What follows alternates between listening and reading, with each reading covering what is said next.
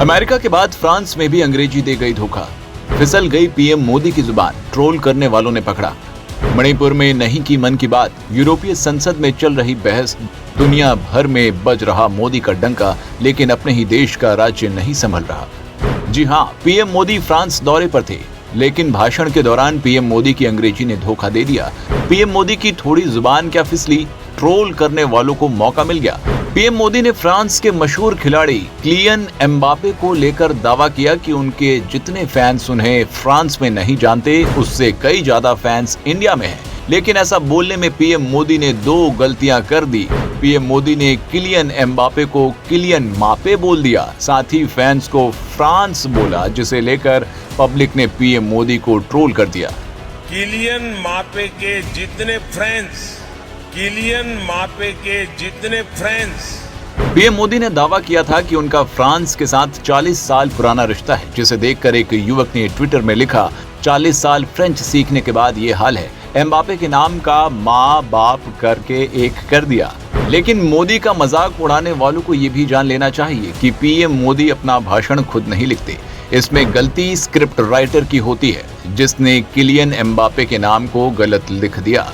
अंतर्राष्ट्रीय दोस्तों को मजबूत करने के लिए कई बार ऐसे बातें बोलनी पड़ती हैं।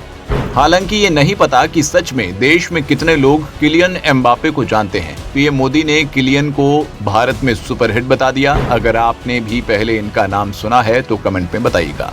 इधर मोदी ट्रोल हो रहे हैं और उधर बेल्जियम में भारत के एक जलते हुए राज्य को लेकर चर्चा हो रही है। महीनों से जलते हुए मणिपुर को लेकर यूरोपीय देश चिंता में है, लेकिन हमारे देश के राजा के माथे पर शिकन भी नहीं है। मोदी जब अमेरिका गए तब भी मणिपुर जल रहा था, मिस्र गए तब भी मणिपुर के ये हालत थे, और अब जबकि मोदी फ्रांस गए तो भी मणिपुर की हालत खराब है।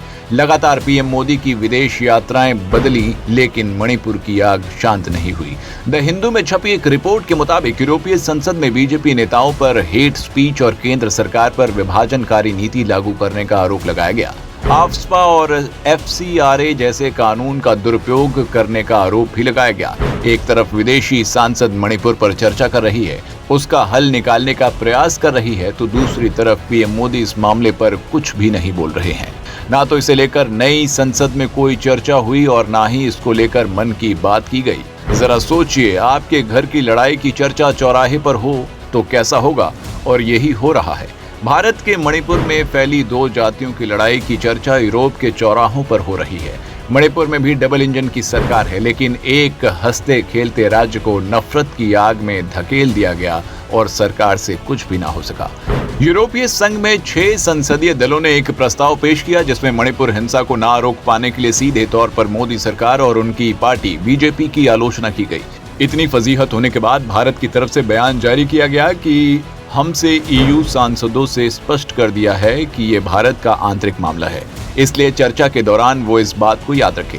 अब आप सोचिए, जब नरेंद्र मोदी रशिया और यूक्रेन के युद्ध को रुकवा सकते हैं तो मणिपुर की हिंसा शांत क्यों नहीं करवा पा रहे। सवाल तो बनता है, ये बात भी ठीक है कि ये हमारे देश का आंतरिक मामला है, इसमें विदेश की दखलंदाजी बर्दाश्त नहीं होनी चाहिए, लेकिन जब हमारे ही देश की डबल इंजन सरकार की नाक के नीचे मणिपुर जल रहा है तो वो भी बर्दाश्त नहीं होना चाहिए। भारत के हर राज्य में मोदी जी का कोई ना कोई पुराना रिश्ता निकल ही आता है।